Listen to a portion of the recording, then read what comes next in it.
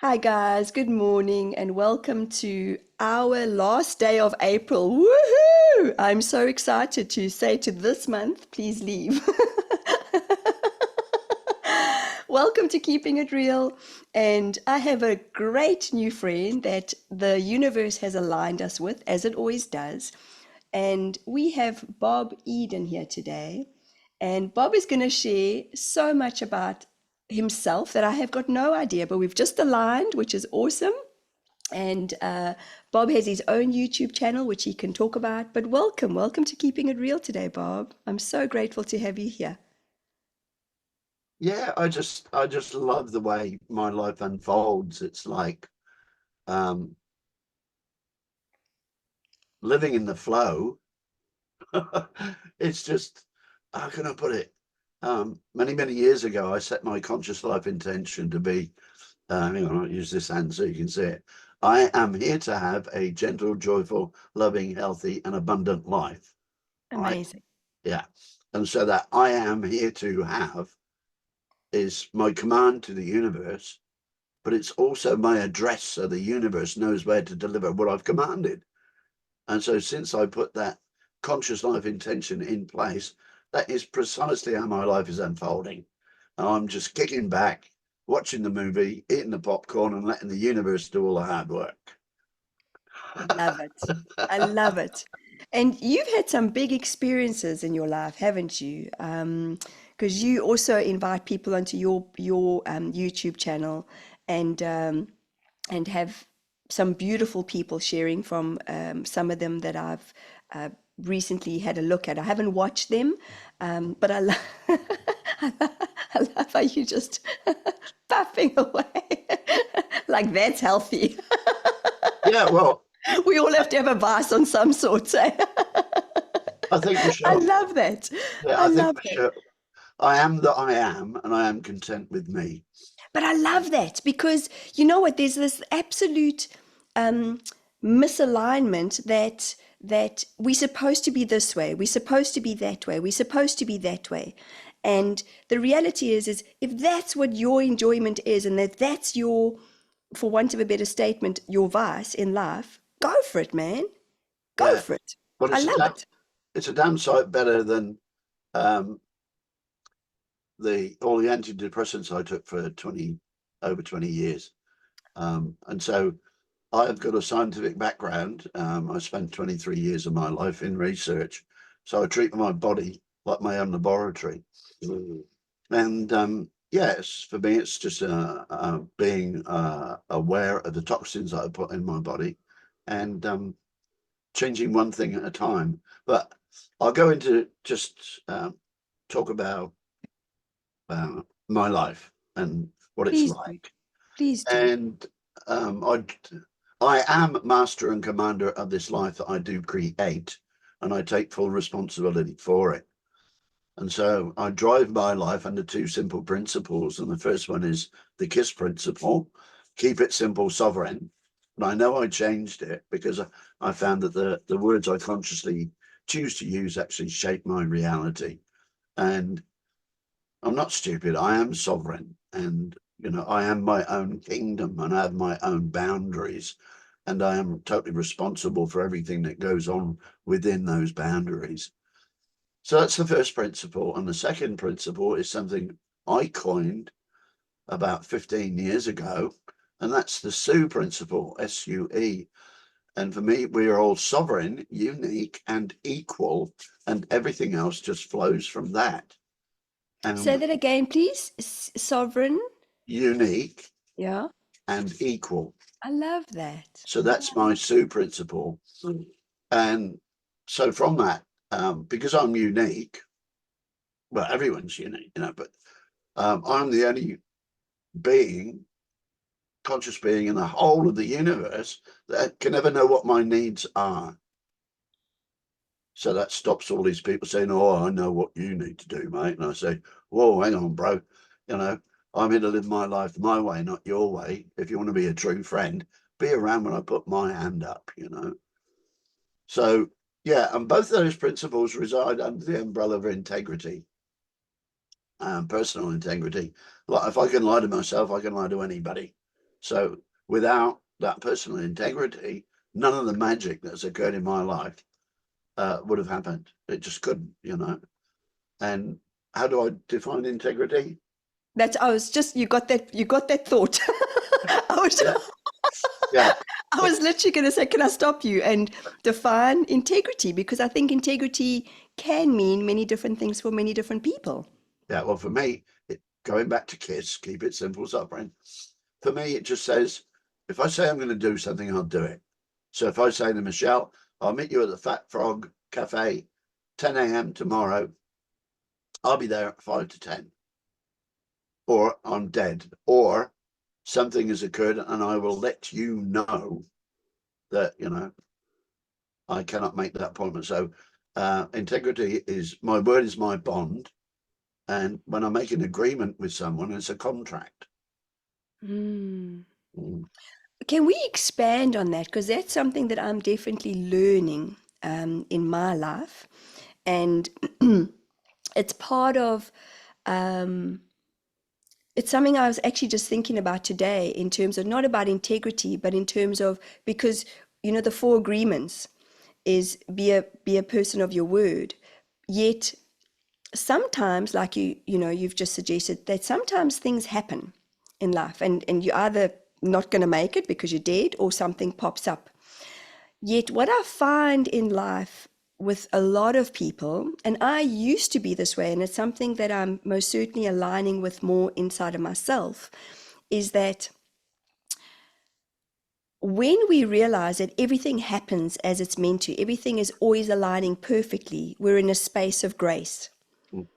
And we'll give you the example of what you've just mentioned, meeting at the cafe, okay? And let's say something comes up in my life and I send you a message. My hope and my space of grace is in the hope that you would understand that if, like, the school called me, or for whatever reason, sometimes it's because I have a tendency to over justify and over explain myself, which I've come to realize is a space of trauma. I'd never do that anymore. Yeah, yeah, I know. So you've mastered it. I'm still like, la, la, la, la, la. No, stop it, stop it, stop it. So I think the master is trying to catch yourself when you actually do it. But it's when we align and we show up for one another in this sovereign space, we're accepting of the other person's journey. And sometimes I find that where I'm going with this is the mirror of what we connect with, of who we pull into our spaces, and sometimes people are still learning. I believe I'm still learning that, you know, that it's in the acceptance of others how we show up for each other, but not everybody's like that. Would you say that that is a fair observation, Bob? Well, Can you blow circles? Please blow circles with your next puff. I love circles. hey, Sarah, Sarah, you know. Um, oh, God. Well, Sorry, I threw you off there. that's all right. I'm That's so all right. intrigued with you smoking. You see, simple. Well, the American Indians called tobacco grandfather tobacco, and they use it in their spiritual rituals. And that's, Yes, and that's my yes. excuse, and I'm sticking to it. Good for you, man. I love smoke. I've never been a smoker, but if you give me a smoke, I love blowing rings. Like it's like poof. And I Well, love, I'll get back to talking about what my life is like.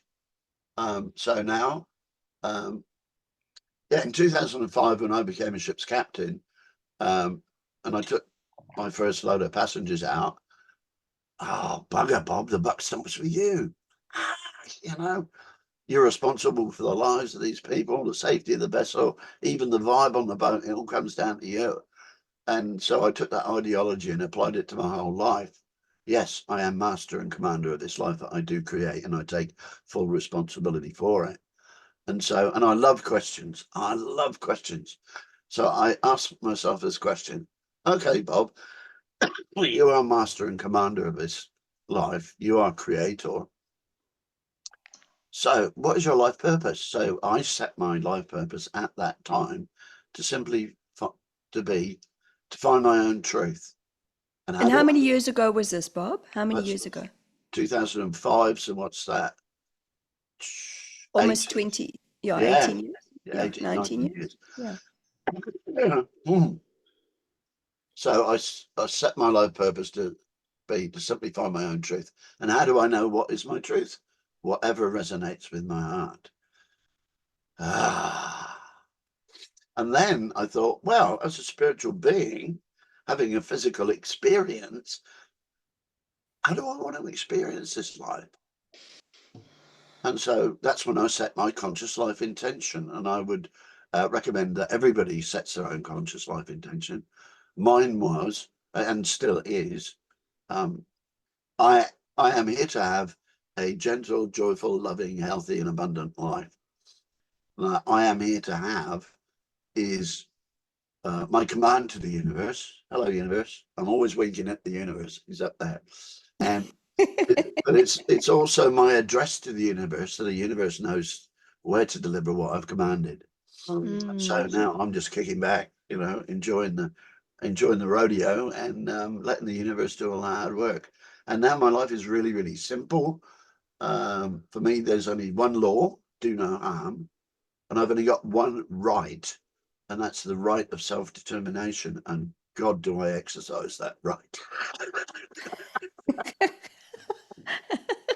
And what I've come to realize is that my body is so much smarter than me. It always knows what it needs, and it's always sending me messages. So Yep. all I have to do is listen and obey.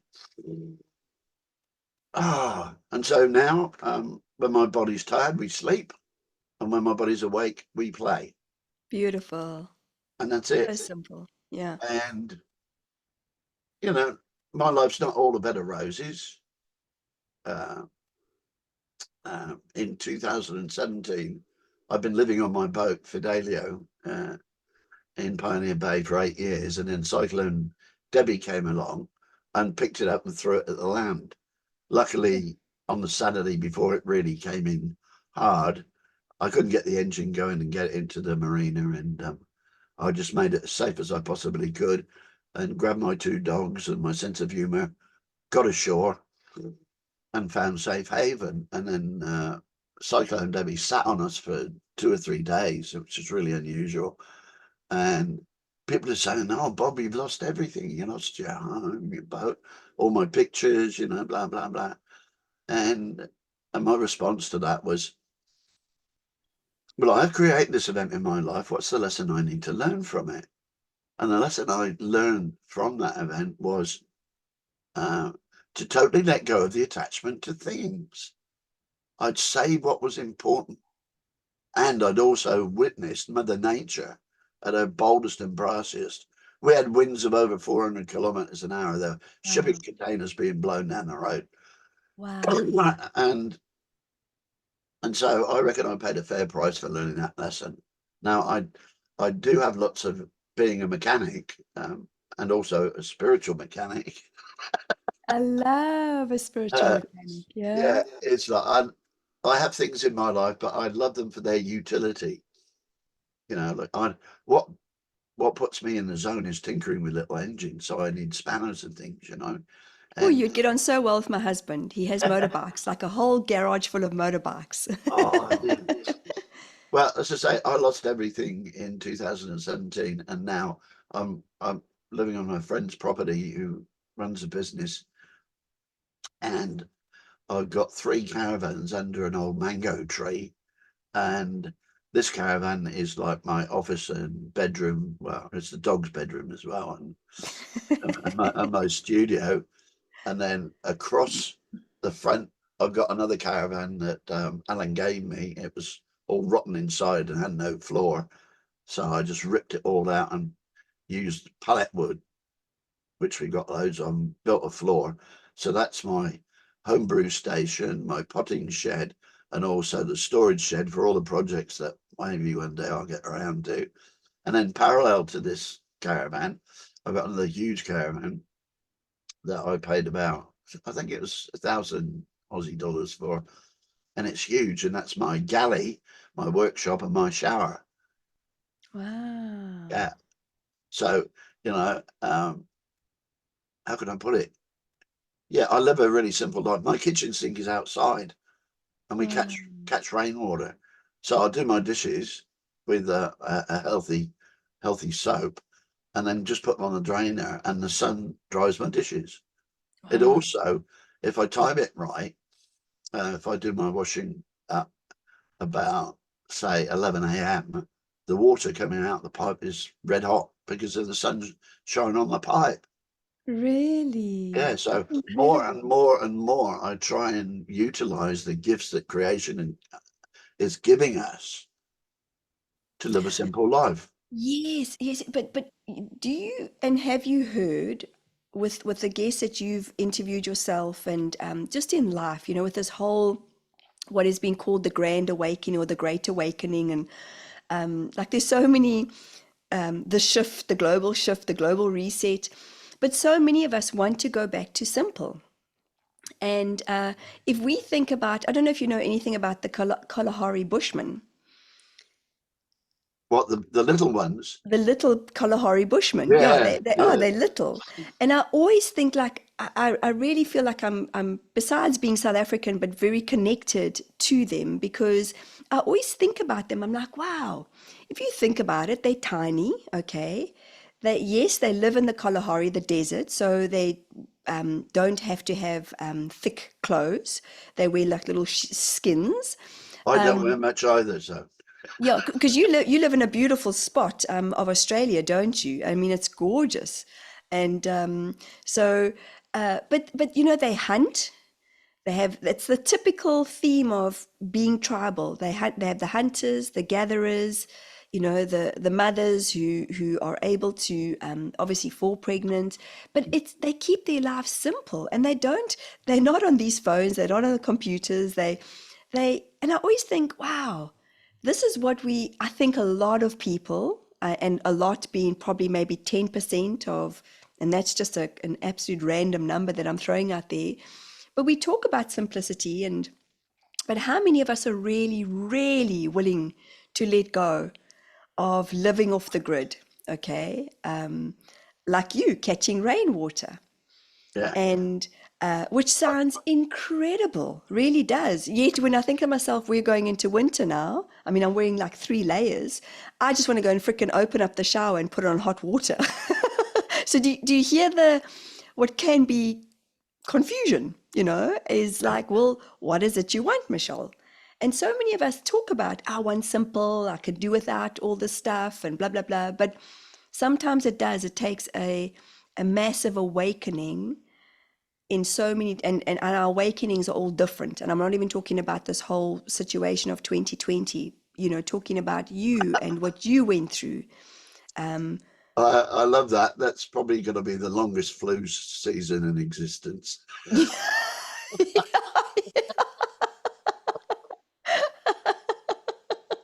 so true, Mm. so true, hey. And Yeah. it's just, I think that's also become kind of the excuse. I think that throws us out of integrity. Talking about integrity, it's thrown us out of integrity, out of alignment. Well, my observation is I love the whole tribal thing, you know, and the concept of community, and I'll talk more about that later. But for me, we, and I hate using the word we because I have no mandate to speak for anybody else. So Mm. I'll say, let's say, I have no problem speaking to the we, but Mm-hmm. I have no mandate or authority to speak for the we. So let's say Western civilization or industrial civilizations um, have created a society that produces wounded children. And running in the background, there is a program, Mm. an intentional program. And the intention of that program is to normalize corruption. The society that we all live in, well, our air is corrupted, our food is corrupted, our water is corrupted, belief in ourselves has been destroyed, corrupted. And what to explain that thing about how this current society produces wounded children, And healing the wounds of my childhood, by the way, was the most powerful work I've ever done. But there's a big focus on child sexual abuse. But for me, abuse is abuse is abuse. It can be physical, mental, emotional, lots and lots. And for me, they're all the same. What matters is the look in the eyes of the child, that moment of terror. And I can remember when I was about 4 years old, 3.5, 4 years old, I lost mum in the supermarket and I was absolutely terrified. So if we go back now and talk about tribal cultures, a child is born into a tribe to mum and dad, and they've got to go out in the fields. So they take the child with them, you know. So the child has always got access to the primary caregivers. And if mum and dad aren't around, their aunts and uncles and cousins and even the whole village becomes like a parent for that child. Now, what happens in our society, and it's getting worse as I observe it from when I was born in 52, nowadays, the child is handed over to the state at ages of what, 4 years old, 3.5 years old. And that's a massive abandonment. And that is a wound that that child will carry until hopefully later on in life, it wakes up and realizes that, you know, okay, from my childhood, like mum was always beating me, for, therefore she does not love me, therefore I'm unlovable. And it's all my fault because that's what children do. They blame themselves. Yeah. So the lessons I learned from mum was, yeah, my childhood was all my fault. And the world's a dangerous place because I was always getting beaten because mum was just like a volcano, you know. And whether I'd been good or bad, if I got in range and she was exploding, I just got, you know, the shit kicked out of me, basically. And then the lesson I learned from dad was doing what dads did back then. He was bringing home the bacon. So he was a mythical creature. So he'd go off to work before I got up. And he came home after I was back in bed. And so the message I got from dad was, dad never spends any time with me. Therefore, he does not love me. Therefore, I'm unlovable and it's all my fault. Yeah. And basically how I healed that, and it's the motto on my shirt for my group. Can you see that? Healing by Yeah. sharing our stories. Yes. Yeah. Love it. Yeah. Yeah. So I sat down and wrote a letter to mum. And this is about 94, 95, when I was living in Fremantle. And living in a house that had a sweat lodge in the backyard. Not bad for a fitter turner, right? Anyway, I sat down and wrote this letter to mum. Dear mum, just writing to you to tell you my story about how I felt as a child growing up in our family. Please, please, mum, this is not about blame. I'm just telling you my story. Please tell me yours. And eventually I got a letter back from England. Oh, Bobby, Bobby, Bobby, you must think I'm the best mother in the whole world. I was only doing my very best. Oh, God. So I wrote back to mum and said, Mum, this is not about blame. Please tell me your story. Because in my journey, I was at this crossroads, this watershed, this, God, I hate you, Mum. You're always beating me, but you're supposed to love me. And then on the other side was, but you've got to love your mum. You've only got one mum, you know, and it was that dichotomy that was tearing my soul apart. So Yeah. eventually she wrote back and told me her story. She was born in Germany, 1924, between the wars. Dad was an alcoholic, and mum was a control freak. Her cousins were in the SS or they were shot. And so I realized that she too had had a very violent and dysfunctional childhood. And so getting back into hate you, mum. So I was able to move from hate through understanding back to love because yes, yes, yes, mum was doing her very best, but all she could do was dump on me what got dumped on her. So Absolutely. by writing that letter, I actually broke the multi-generational cycle of abuse. And then I found her about 3 days later, and she was back in hospital with the second incidence of bowel cancer, 25 years apart. Oh God, what a conversation. We're both crying our hearts out, you know, connecting in reality, keeping it real for the first time, you know. Mm. And then 3 days later, she died. And I thought, oh, what a No. beautiful closure. And I'm all of a sudden, it's like I'm walking around like somebody's taking an elephant off my shoulders. But hang on, what's this niggle? Got this niggle in my shoulder. Here, what's this? Right, Dad, you bastard. So I got, I got the, I got the notepad out and You sounded like a pirate. You are such a good seaman. yeah. So I got the notepad out and wrote a letter to Dad, who'd already died. I didn't know where and when. I can't even remember what he looks like, you know. Um, Dear Dad, just writing to tell you my story. Like, why didn't you take me fishing? Why didn't you come to school sports days? Why weren't you there when I needed you? You know, like that. And then just put it in an envelope to Dad in heaven and burnt it. And so that's the way. And for me, my healing was not complete in this realm, if you like, until I was able to forgive my abusers. Yes. Yeah.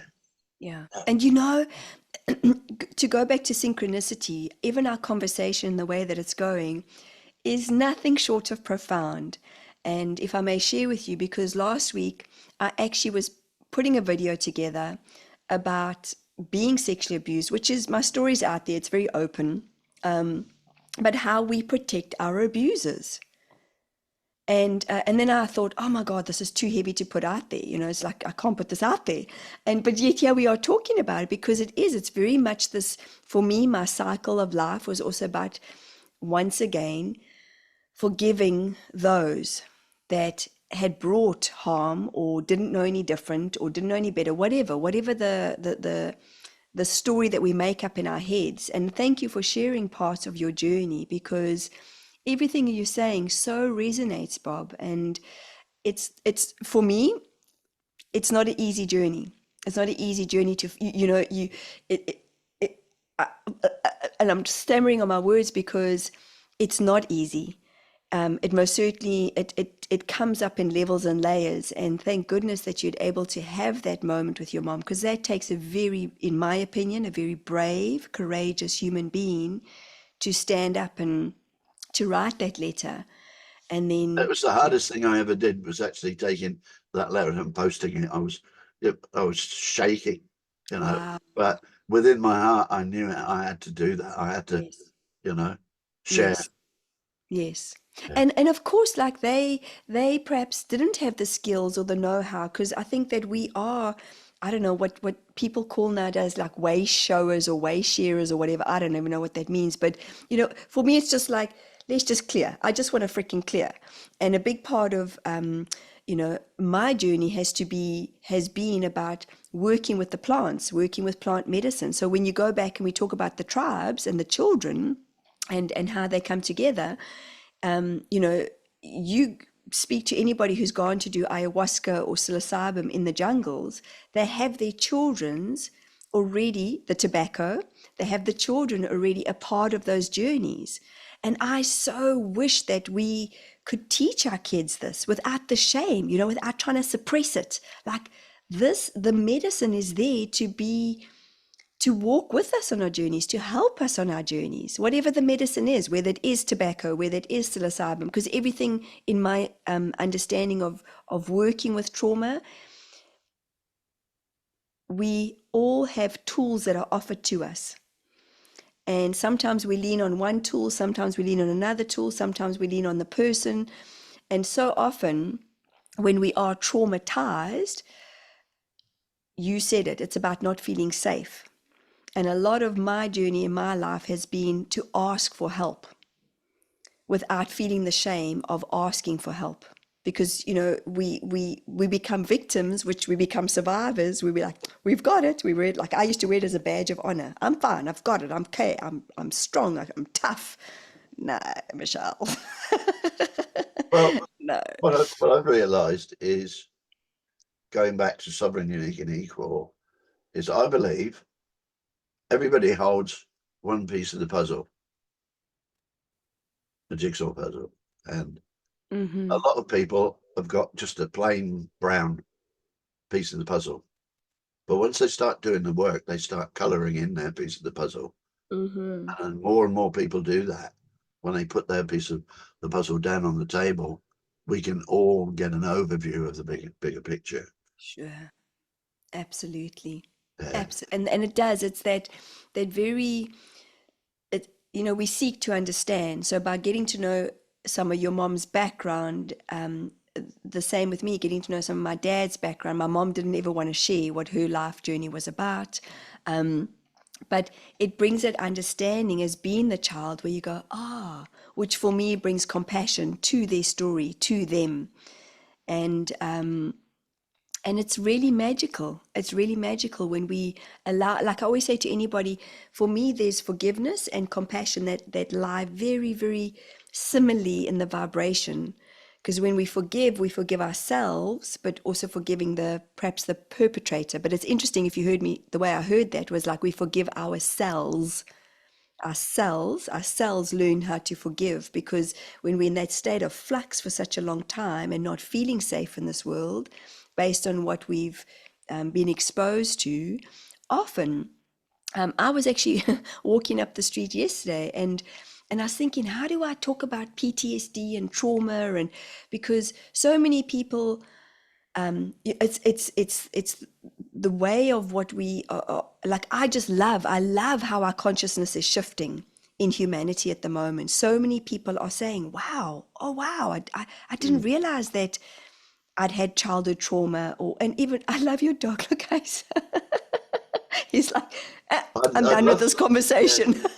I'd love to share what's just been prompted Please do, from please what do. you just said. The keyword cells. Now, for me, and God bless John Bradshaw, his work on the inner child saved my life.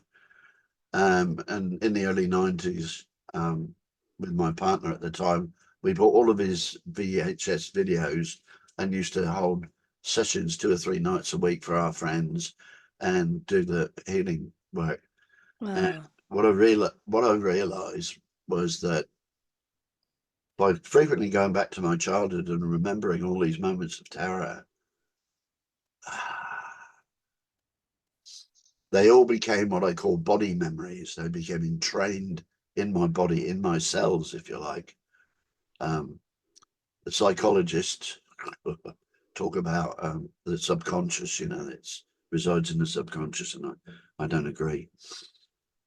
And so that that weight, that those wounds, the weight of those wounds, as I went through life, actually got so heavy until in November 1984, I had my first panic attack.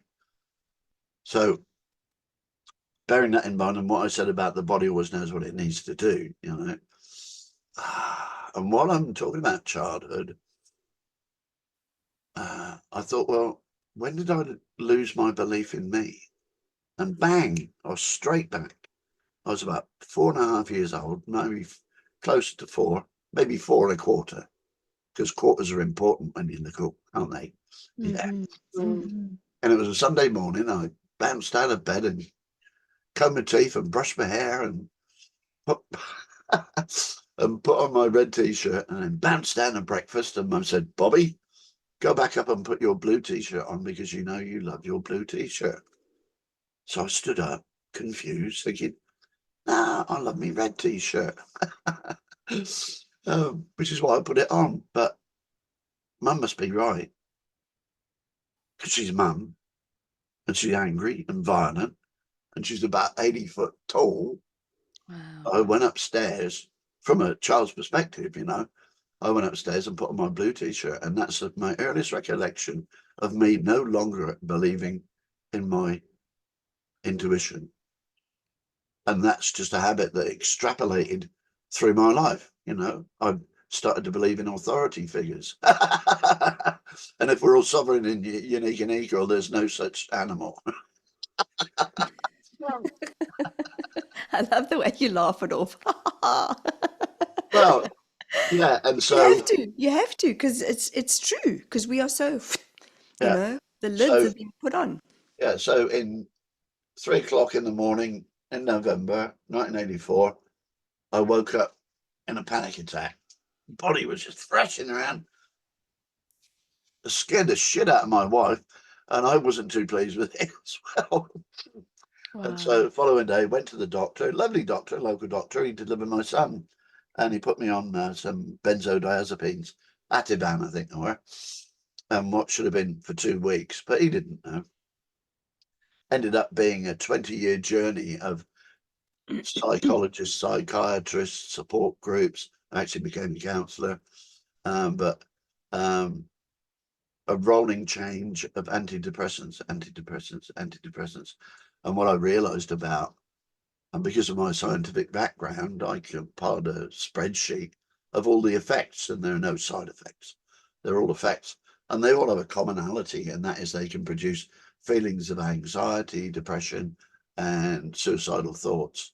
And I thought, well, this is a no-brainer. This is a no-brainer. They don't want cures; they want customers. And also, I noticed that the major effect for me was antidepressants cut me off from my feelings. Hmm. Yeah? And so there's no way I could heal without getting into my feelings, because feelings are healings, you know. So one day on the boat, I threw my meds away in the bay. There's probably a load of psychotic sharks out there now. And I went through the detox, process on the boat. And I shouted and screamed and cried and cried and cried and cried and slept and went to hell and back 2 or 3 times a day for a week or so. But I got that all out. And then this realization about cells and the body memories, and it ties in with PTSD. But for me, looking back at my panic attack and my body being smart, I now realize that what I was afraid of was the power of these overwhelming feelings that I was having in this panic attack. But looking back, I now know that the power of those feelings was simply a measure of how powerful I really am.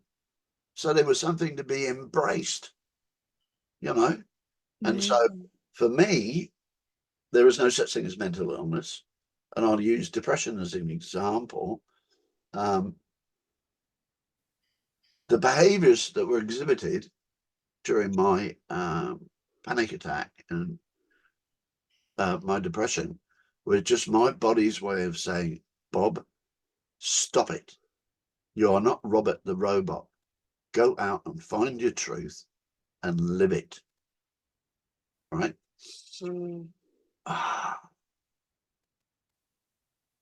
And so through a process of just sitting back and feeling the feelings that I felt as a child and sitting in that feeling and letting my body release it and going through them one by one as I recalled them, I was able to like clear that weight out of my body. Oh, and it ain't easy. It ain't easy. But it was the pain that I was feeling, the pain from depression, that actually I got to the stage where I can't handle this pain anymore. So what are my choices? I either top myself or I find a way through this. And it was through feeling. Hmm. Uh, so depression was a good thing. That's why I call my book The Gift of Depression, you know. Oh, Where can people find that book, Bob? um, if they Um, if they want to find out anything about me, just go on the internet and Google Bob Eden, The Gift of Depression, and my books will come up. That's the name of my YouTube channel, and I've set my purpose to find my own truth, yeah. But I've found my mission, which is to eradicate suicide, and it's doable because there is no such thing as mental illness. So I've already used the example of depression. Now, to explain PTSD, I believe that within the inner core of everyone, there's this heart-centered space of like a moral compass. We all innately know what is right and what is wrong. Yeah. What is nature's law and what is man's law, you know. So for me, PTSD, I'll explain by, to go to another country and take the life of somebody that looks just like you has got to be the ultimate sin, the ultimate wound of the soul, the ultimate transgression of creation's intention for us as beings.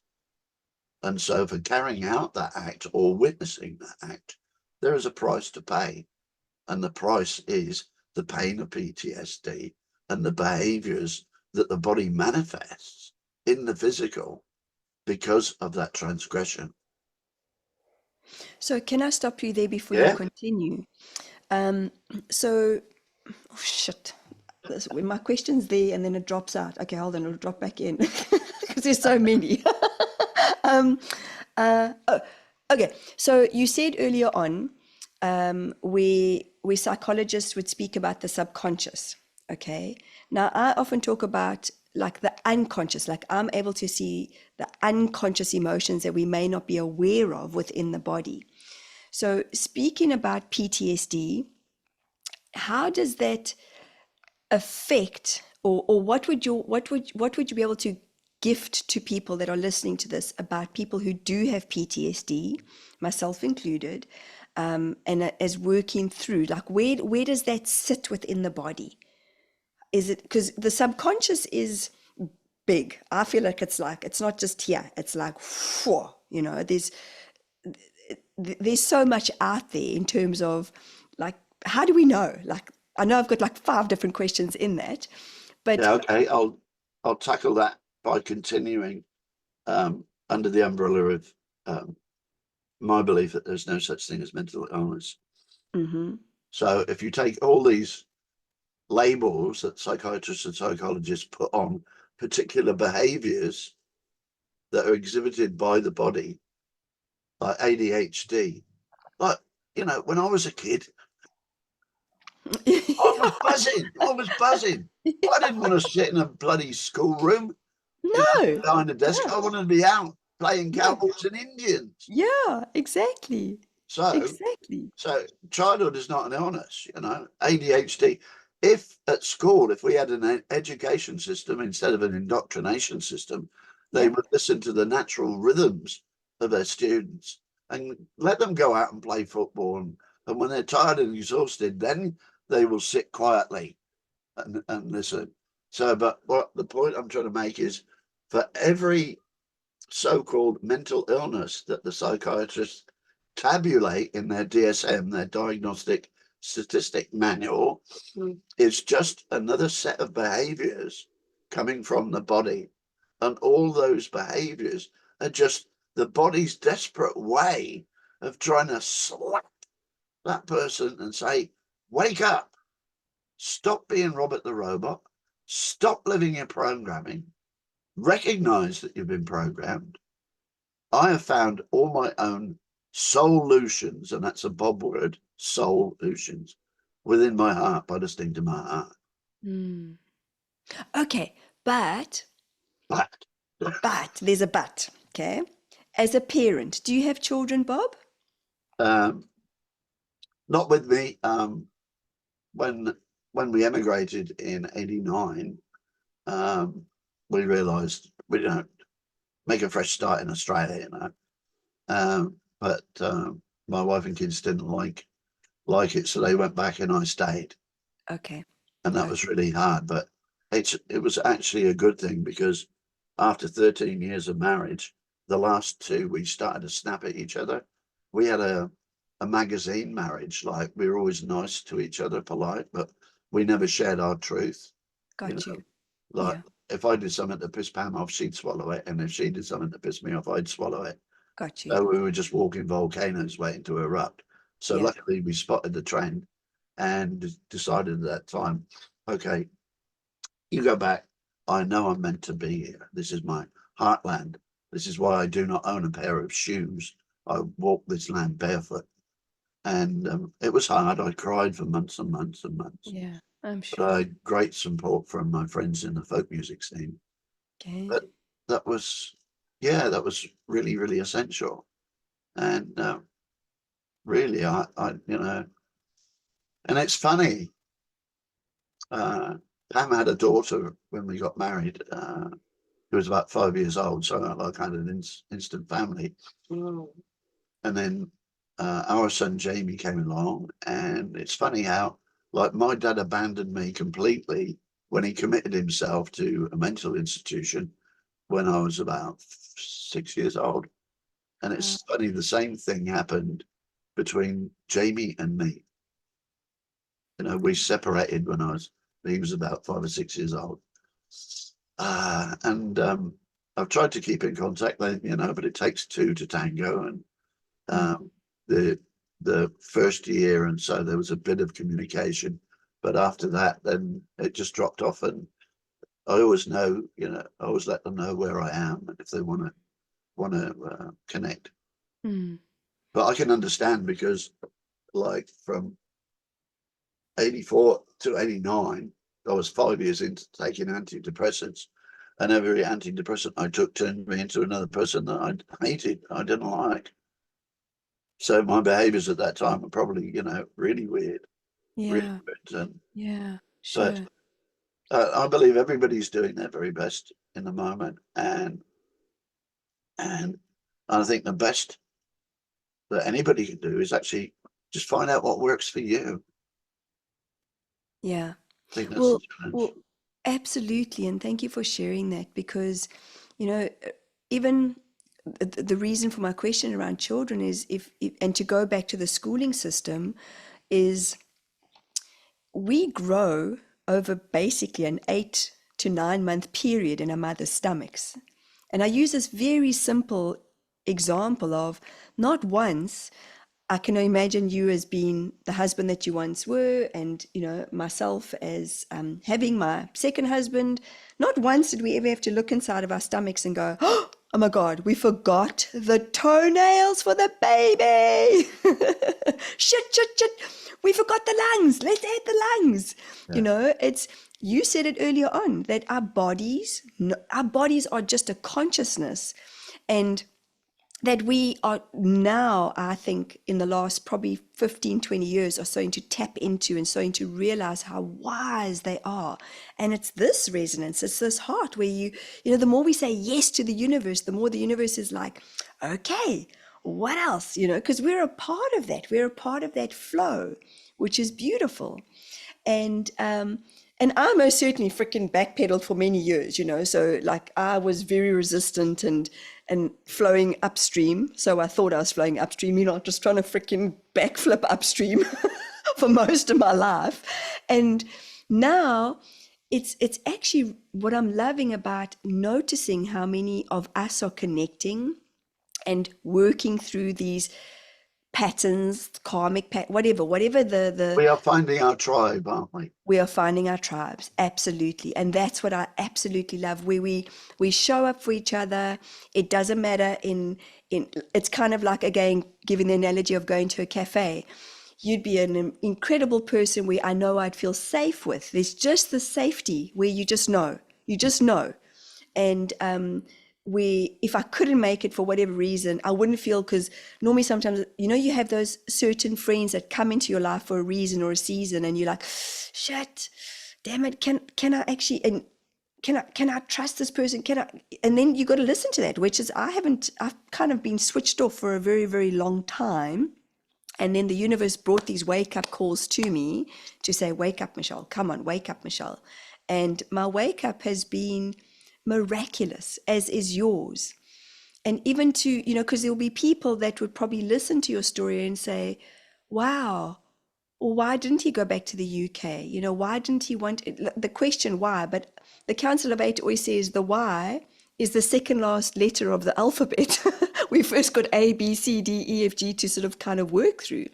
And Yeah. if you get to the why, well, why is like a funnel as well. So if you could imagine all of our lives, everything, and we just allow the funnel to filter through, instead of trying to question, well, why did this happen to me? Why did this happen to me? Well, And the best thing that Eckhart Tolle ever said, and he's, for me, he's a bit of a spiritual parasite now. But and I'll explain that later on. I've never understood him, to be honest. Like, I've But just thought he's like, yeah, whoa, but the he's, best yeah. thing he's ever said was totally let go of the need to understand anything. Mm, Because if mm, you're trying to understand anything, you're living in headspace, not mm. heart space. Love Now, that. for me, there is a universe of difference between knowledge and knowing. Within the silence of my heart, I found a place I call my knowing, and my Mm, knowing has no words. It's a feeling. It's a yeah. feeling of contentment. It's a feeling of empowerment. I feel as if I'm made of unobtainium, you know. But but also it's my connection to a place I call the universal library of all that there is to know. And other people call it the Akashic record. And my connection to that place is getting stronger and stronger and stronger. And I realize now with real eyes that uh, like I didn't write my books. My books came through me. And as a stage performer, and I learned this very early on, I'm in the green room, you know, and I'm shaking and I don't want to go out there. It's too bloody scary, you know. I don't want to go out there. You know, my body's trembling. And I realized very early on that, again, my body knew what it needed to do. So it was raising my vibrational level Mm-hmm. through the trembling so Mm-hmm. I could go out on stage and channel, if you like, the message of my music. Love it. And Wow. every, and it didn't happen often, but if I was in the green room and there were no butterflies in my tummy, I had a shit gig Mm-hmm. because the energy wasn't there. Yes. Yes. But Yes. what I would like to talk to you about was I was amazed through our connection on Nicole Whitney's News for the Soul show Mm. the other day. Um, what blew me away was the council mate. The first thing they said basically was, um, "What's this with this awful pain you have in your coccyx?" And I thought, how the did you know? How did you know? Because at the moment I'm dancing with prostate cancer, and the Western medical model The Western medical model. tells me that I have a very aggressive form of prostate cancer, um, and for me, it's just the start of another adventure. It's I'm learning heaps and heaps. As I said, in this existence, I spent 23 years in research and I was bloody good at it. But there's a reason behind that because apparently in a previous life I was a scientist in Atlantis. So I've already been there and done that. Got you. That would make sense. Yeah. Yeah, yeah, Mm. yeah. And so I realized that within when my body, there are physical things that contribute to my body's state of dis-ease, but there are also energetic components and spiritual components. And that's something I'd like to explore with you in the future through the Yeah. Council of Eight, Wonderful. because I'm now healing myself with natural remedies, chlorine dioxide, baking soda and molasses, apricot kernels, and using synchronicity, using chlorine dioxide, it's very susceptible to sunlight. So I was looking for a brown glass bottle, you know, with a drinking spout Yeah. and about the size of a litre. And I couldn't find one. I was all over the internet. And if the one I wanted was about $50, and then ding, the light bulb went off. I opened the fridge door and there's oh, sorry, a Cambuca bottle. Oh, yes, yes, yes. Wow. And guess what's in the casting of the bottle right at the top? Guess what it says? Hydrogen peroxide, I suppose. I don't know. It says remedy. Oh, oh my gosh. You see, there it is. Yeah. There it is. Simple. It's simple, Michelle. Simple.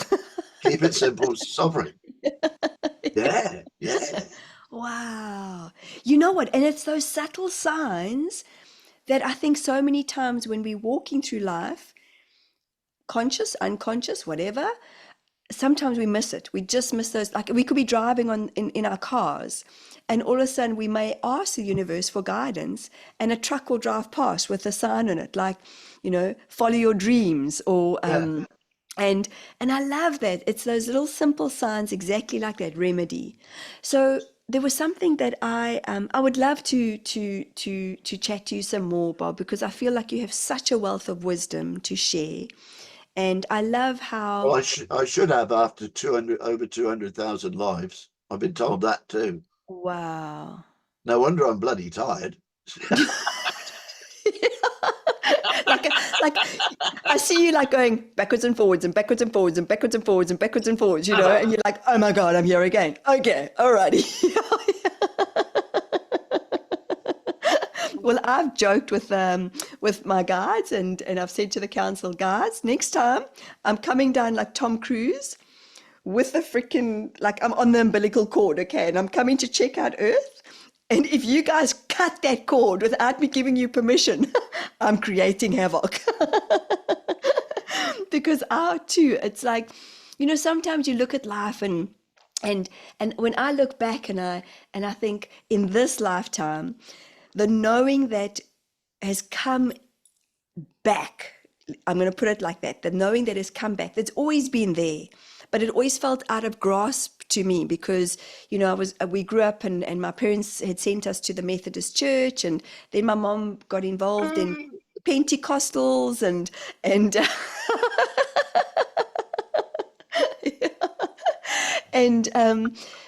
but having said that, though, it was so fascinating because part of being a part of the Pentecostal church, I come from a dancing background. I love live bands.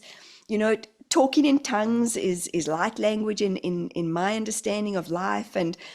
But it was about being outside of myself. Like the pastor always knew everything, the priest always knew everything, the minister always knew everything. They had the guidance, and that's what I'm loving about even the channeling that I express and bring through, is that they walk with us on our journeys.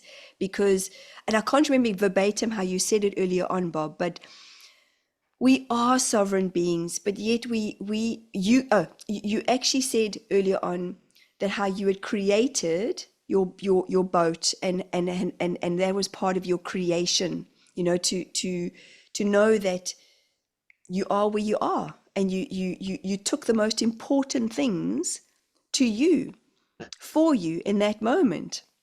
My husband and I have this discussion every now and again. I say, okay, what happens if this happens? And I'm like, what are you going to grab? He goes, our passports, just so we can freaking make sure we've got. I'm like, really? He goes, what would you take? I'm like, my animals and us. That is it. That's the only thing that means it's, as long as we get, like, I'm talking about, like, if a fire happened or whatever, it's like, as long as we have each other. And I've taught this to my kids for a very long time, especially, I mean, you come from the UK, you immigrated to Australia. We left South Africa. And I've always said to my family, guys, as long as we have each other, we can live in a little tin shanty place. And as long as we are happy inside of ourselves, and we can have laughter, you said you took your sense of humor. And it took me a long time to regain my sense of humor, to find the clarity of what actually feeling joyful is about, and feeling light is about, and feeling happy is about. And often I've been questioned by human beings where they say, how is it that you can cry in 2 seconds and then start pissing yourself laughing straight after that? I'm like, because you learn that it's okay to be vulnerable, and then you allow the vulnerability, and I call them golden tears. Like, for me, anybody that is able to express their golden tears and allow the vulnerability is one of the most bravest human beings, that has such courage to express how they are feeling in that moment. And even though there might not be words to express the feelings, there's the tears Yeah. Well, that for express. me, my golden tears, crying golden tears cleanses my soul. Yes. Yes. Now, I love that. What would be your definition of consciousness? For me, it is the awareness of being aware. Mm, And what I give my attention to, I become conscious of. mm, And why? Well, I feel blessed to be around at this period of ascension for humanity. And where I get my comfort from was another giant in my life, Ian Zell Lungold, who was a jeweler, but he was fascinated by the Mayan culture. And from one of their calendars, um, working with us, I think it was a Swedish microbiologist or something, they deciphered this stele that was just plotting, that this calendar actually plotted the evolution of consciousness. And so in 2012, when the world was going, oh, the Mayans said the world's going to come to an end. No, what the Mayans were saying was, we are coming to the end of a particular age. And that particular age was the age of power. And the age before that was the age of law. Now, in my lifetime, I have noticed moving from the age of law, and then power overcame law, which is where we were at until 2012, because, you know, there is there is very little law left in Western society. But what's been happening since the 21st of December 2012 is, let's get my hands right, um, here's the age of power sitting there. It's been there for quite a long time. Here comes the age of integrity. And slowly, slowly, slowly, it's eclipsing the age of power. And so since then, we have been moving into the age of integrity. And the evolution of consciousness is exponential. So we're just on that corner there. So if you think it's crazy now, hang on for a wild ride. yep. And Well, the sorry, ascent, go ahead. yeah, the ascent. So for me, our ascension to this golden age, the age, this is the dawning of the age of Job Aquarius. yeah, yeah. So, so our ascension is assured. So there's nothing to be afraid of. Well, I'm listening to you, and I want to quickly just, well, you know what a figure eight looks like, okay? And Yeah, this is what I was shown recently. So my circles are not great at all, but if we had to look at an eight, okay, which mine looks yeah, like a fat snowman. Anyway, but if you look at an eight, if you think that if these were two perfectly mirrored versions of each other, and this is what we're in 2024, and it's a part of like, what are we looking at? What are we looking at? What are we wanting? And whatever we thought we have worked on within ourselves has kind of maximized for me in my own journey. You know, it's like, oh, okay, some old traction of some old patterns, family patterns, have definitely come up for me in this last few weeks. And this is just an offering to everybody who's watching is, you know, it is about abundance, but it's circular. You know, the eight just keeps going and going and going. It's infinite. So what are we wanting? Because we are infinity, we are beings of light. But if we haven't worked with our, what a lot of people in the, I think Katie Byron was the one who termed it shadow work. If we haven't looked deep within, that mirror just keeps coming up for a reflection, you know, parts of ourselves, particles. And we have the ability, we have the power to shift that. So when you talk about consciousness, somebody actually asked me this on a podcast the other day, and he said, how do you define it? And I said, joy. For me, it's joy.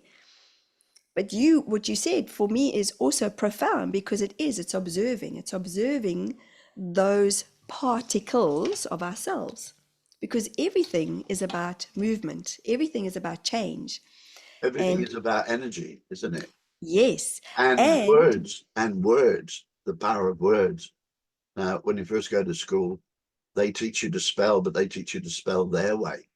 I now create my own spells.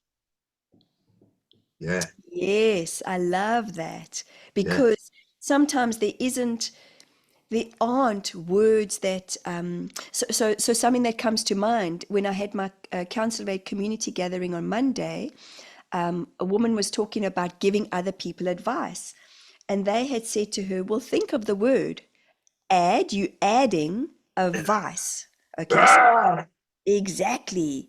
So this is like, I don't know why I'm doing this with my hands, but like you adding, but if you think of a vice is, so as a mechanic, what is a vice? Doesn't it pull apart? Like you put something in, don't you? It squashes things. It holds Oh, there we things go. tightly. Yes. Yeah. Yes, exactly. They give us a play on words is what I love, and the English language at times can be incredibly limiting, but yet when we become consciously aware of, hang on, I've just said that, and that, how does that feel? How does that feel? Like always just without staying here, without overthinking things, like what's the feeling? What's the feeling that comes up? And just before you and I had met on Zoom, I was chatting to a friend of mine, a very dear friend of mine, about this, what I feel is a karmic pattern that's come into my alignment once again because it's like blah blah blah, where I'm like, okay, and I had a few tears because I could feel I was sitting with it. I was just sitting with what felt like it was a little bit heavy, and then my head was going, oh my God, I'm meeting with Bob in like 5 minutes. Michelle, stop, just stop. But all that happened, yet magically what happened was she held space for me. She just listened. And as she listened, she accepted the energy, and then she gave it back and she said, it's okay, it's going to be okay. And sometimes those are the only words that I feel that just make miracles happen. It's going to be okay. Yeah. Well, for me, everything is unfolding perfectly, and it's only when I I lose belief in that I Yeah. get some discomfort. Uh, yeah. Takes Um, us out of alignment. yeah. And for me, there is no out there, out there. Mm-hmm. It's all Because within. yeah, because I create out there from within here. And for me, my words are my spells. So I do cast them wisely. For the universe is always listening and takes everything I say literally, literally. Yes. So I place my, and it's taken a while, over 20 years, and I'm getting better and better at it. I place my words with surgical precision. And Beautiful. you've heard of that French philosopher, Descartes, you know, I No. think, therefore I am. Okay. Got Yeah, you. that was his statement. Now I challenge that because I experience this life through my feelings. I feel the warmth of the sun on my skin. I smell the sweet tang of the rotting mangoes. I hear the raucous laughter of the kookaburras as they sing in a new day. So I actually experience this life through my feelings. So for me, it is I feel, therefore I am. Mm-hmm. Beautiful. And I 100% align with you there because I've been talking about the expression of how often we like chickens without heads because, the head is thinking, thinking, thinking, but the body is just kind of like, where are you? Where are you? And the head's going da da da da da da da da. So when we align, because and I'm sure I can assume that you've probably seen this with your own self and with the work that you do, not only on yourself, but with others and talking to many others. But we are vibration, we are frequency. Yeah, So, well, it's simple. Look at the words. A feeling is an emotion, exactly. emotion, Motion, energy energy in in motion. motion, Yes. which is Yes. a vibration, which is a frequency. Yes. Tesla had it right, didn't he? He was spot on. Spot on. I know. And I'm going to end off with that, Bob.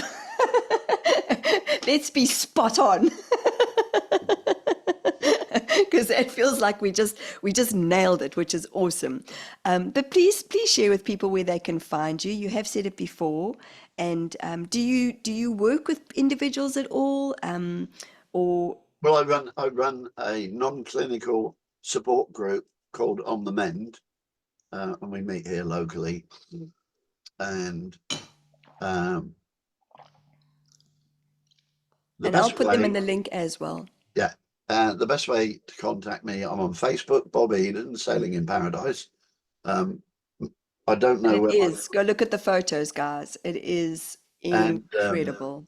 I don't know where my phone is, but yeah, if anybody just searches Google for the gift of depression, Bob Eden, um, and please send me a friend request on Facebook, and I will send you a link to where people can download for free my story.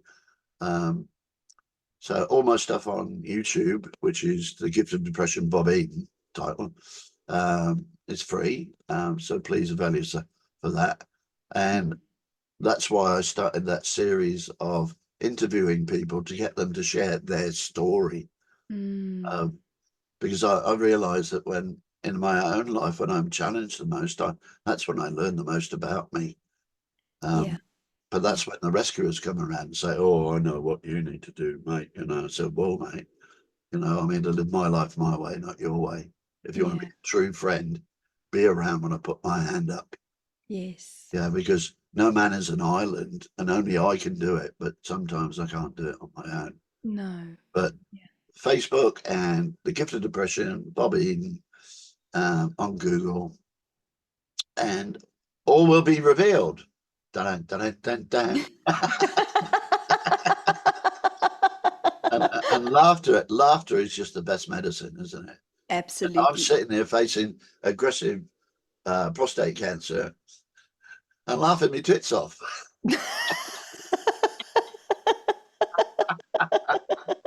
Glad to know you got tits.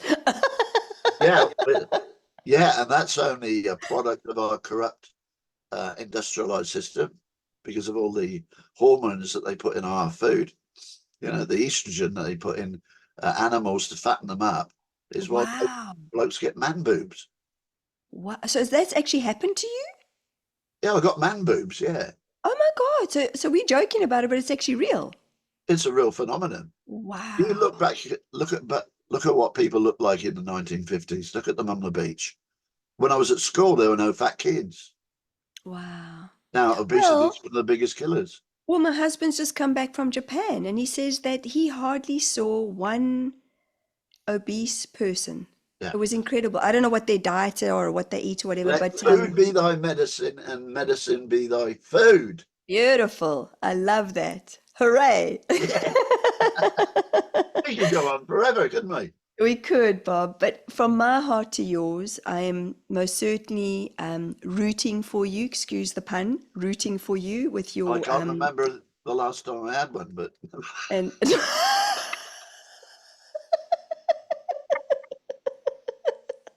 okay, that's a whole different discussion.